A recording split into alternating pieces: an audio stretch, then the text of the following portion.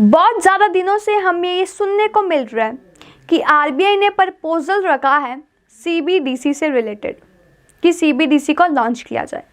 लेकिन ये सीबीडीसी है क्या, किस तरह हम सीबीडीसी को क्रिप्टो करेंसीज से डिफ्रेंशिएट कर सकते हैं, कौन सी ऐसी कंट्रीज़ हैं जिन्होंने इंडिया के अलावा सोच रहे हैं कि सीबीडीसी को इम्प्लीमेंट किया जा सके, लॉन्च किया जाए, एंड क्या तैयारियां शुरू हो चुकी हैं सीबीडीसी से रिलेटेड इंडिया में। ये सारी बातें आज हम इस वीडियो में कवर करेंगे।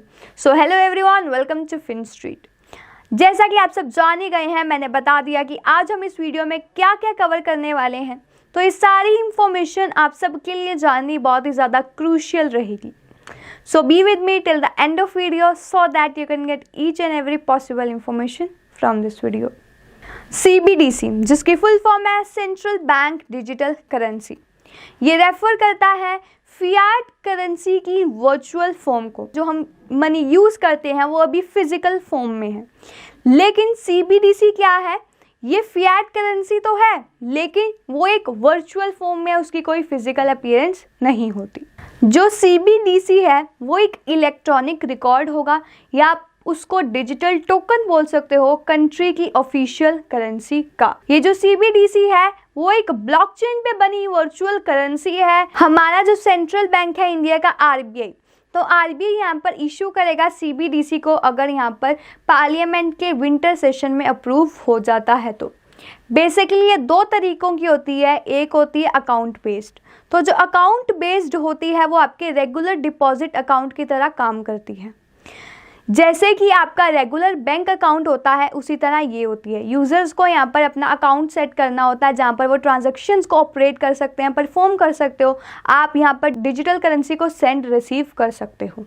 और दूसरी है डिजिटल टोकन। तो ये जो टोकन बेस्ड सिस्टम है CBDC का, ये इन्वॉल्व करेगा आपकी ऑब्जेक्ट की वैल्यू को ट्रांसफ़र करने के लिए एक वॉलेट से दूसरे वॉलेट तक।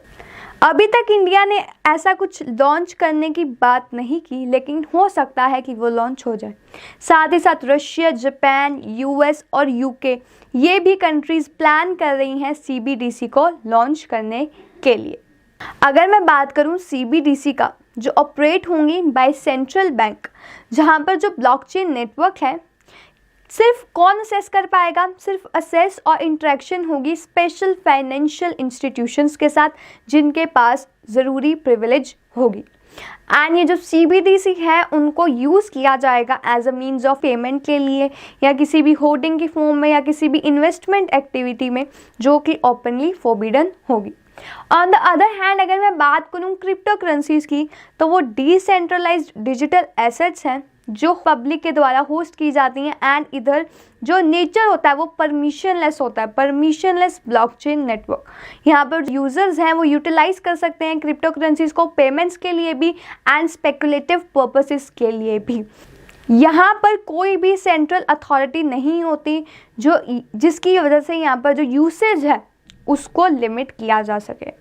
मोर ओवर यहाँ पर जो सप्लाई होती है वो ट्रेडिशनली लिमिटेड ही होती है एंड उसको चेंज भी नहीं किया जा सकता through consensus of majority of users, की मेजॉरिटी ऑफ यूजर्स ने कहा इसको चेंज कर दो, तो वो भी नहीं हो सकता।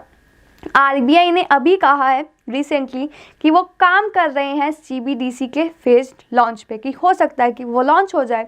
और यहाँ पर उन्होंने ये भी कहा है जो कॉस्ट होगी डिजिटल करेंसीज को इशू करने की वो बहुत ज़्यादा कम होगी अगर उसको कंपेयर किया जाए अभी की प्रिंटेड नोट्स, अभी की प्रिंटेड कैश के साथ। एक स्टेटमेंट भी आई थी from RBI deputy governor T Ravishankar, जिन्होंने कहा था न्यू डिजिटल करेंसीज जो हैं उनकी वजह से जो हमारी डिपेंडेंसी है कैश पे वो कम होगी एंड एक चीप और स्मूथ इंटरनेशनल सेटलमेंट्स भी यहाँ पर हो जाएंगे अगर CBDC लॉन्च होती है। उन्होंने ये भी कहा कि ये जो CBDC है वो लोगों को प्रोटेक्ट करेगी, जो वॉलेटिलिटी देखने को मिलती है प्राइवेट डिजिटल करेंसीज में तो वहाँ से भी बचा जा सकेगा। करंटली जो इंडियन की सेंट्रल बैंक है वो यहाँ पर सोच रही है कि लॉन्च किया जा सके डिजिटल करेंसीज को, वो भी मास स्केल पे, ह्यूज अमाउंट पे। सो ये बातें अभी भी कहीं ना कहीं हिडन हैं कि क्या होने वाला है।